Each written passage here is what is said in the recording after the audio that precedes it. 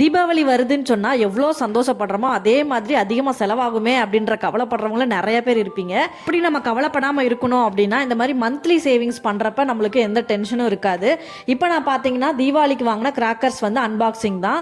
இது நான் 9000 ருபீஸ்க்கு நான் வாங்கியிருக்கேன். அதோட பில் தான் இது.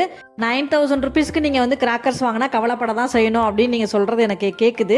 பட் ஆனால் என் ஹஸ்பண்டுக்கு வந்து வெடி வெடிக்கணுன்றது அவ்வளோ ஆசை. இயர்லி ஒன்ஸ் தான் நம்ம பண்ண போகிறோம் அப்படின்ற மாதிரி அவர் யோசிப்பார்.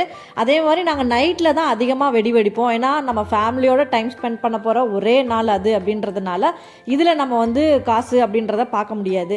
அதனால தான் நாங்கள் என்ன பண்ணோம் அப்படின்னா மந்த்லி 500 ருபீஸ் பே பண்ணோம். இதுக்கு முன்னாடி வருஷம் வந்து நாங்கள் வந்து 200 ருபீஸ் பே பண்ணோம் மந்த்லி. அது எங்களுக்கு பிடிச்சிருந்துச்சு, நல்ல ஒர்த்தாகவும் இருந்துச்சு.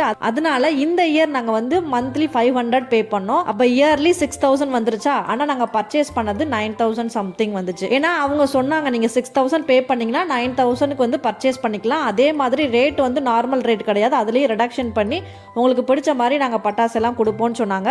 அதே மாதிரி தான் வந்து கொடுத்துருக்காங்க. எல்லாமே பெரிய பெரிய பாக்ஸஸ் தான். இதை நீங்கள் வெளியில் போய் வாங்கினீங்கன்னா இந்த மாதிரி 9000 ருபீஸ்க்கு கண்டிப்பாக வாங்க முடியாது, கூட தான் வரும். பேக்கர்ஸ்க்கு மட்டும் கிடையாது, தீபாவளிக்கு பர்ச்சேஸ் பண்ணுறதுக்கும் நாங்கள் தனியாக ஒரு இடத்துல வந்து 1000 ருபீஸ் பே பண்ணுவோம்.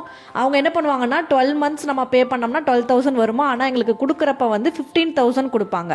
அப்படின்றப்ப இதுவே எங்களுக்கு வந்து ஓகேவா தான் இருக்கும். அந்த 15,000க்கு பதிலாக நம்ம வந்து மளிகை ஜாமான் வாங்கிக்கலாம், ஒரு கோல்டு காயின் அந்த மாதிரி கொடுக்குறோம்லாம் சொல்லுவாங்க. பட் ஆனால் எங்களுக்கு அது தேவைப்படாது. மளிகை ஜாமான் நாங்கள் மந்த்லி பட்ஜெட்லேயே பார்த்துருவோம் அப்படின்றதுனால எங்களுக்கு வேணாம்னு சொல்லிட்டோம். அதனால எங்களுக்கு 15,000 தந்துருவாங்க. இப்படி தாங்க நாங்கள் லாஸ்ட் 2 இயர்ஸ் எந்த டென்ஷனும் இல்லாமல் தீபாவளியை வந்து நல்லா செலிப்ரேட் பண்ணிட்டு இருக்கோம். இந்த மாதிரி நீங்கள் ஆல்ரெடி பண்ணிட்டு இருக்கீங்கன்னா ஃப்ரீயாக விடுங்க. தெரியாதவங்க சின்ன அமௌண்ட் உங்கள் சேலரிக்கு ஏற்ற மாதிரி சின்ன அமௌண்ட்டை ஒதுக்கி வச்சிங்க அப்படின்னா நம்ம தீபாவளியை நல்லபடியாக செலிப்ரேட் பண்ணலாம். எல்லாரும் சேஃப்டியாக தீபாவளி செலிப்ரேட் பண்ணுங்க. Happy Deepavali to all my பட்டோஸ். Next ஒரு விளாக்ல மீட் பண்ணுறேன். பை பட்டோஸ்.